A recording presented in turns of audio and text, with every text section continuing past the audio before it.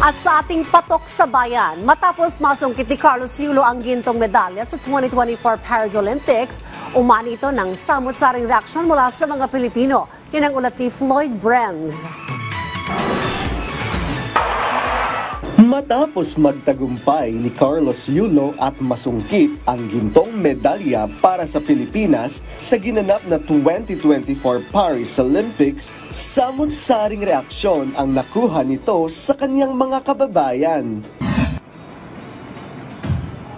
Sa unang video na ito, ang isang staff sa isang cafe nagmala Carlos Yulo ang datingan sa kanyang paglilinis.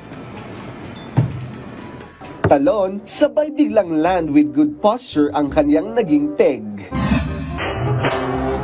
Ang entry niya ay ang kanyang reaksyon nang malaman ang premyo na makukuha ni Carlos Yulo.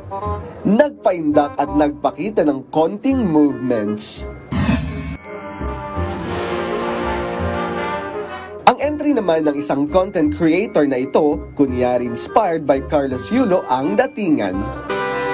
Talon dito, talon doon, sa pagluluto, sa paglalaro at sa pagbabanyo, abay, hindi mawawala ang galawang Carlos Yulo. Kayo, anong entry nyo? Proud kami sa'yo Carlos Yulo sa tagumpay na dala mo para sa Pilipinas. Floyd Brenz, para sa Pambansang TV sa Bagong Pilipinas.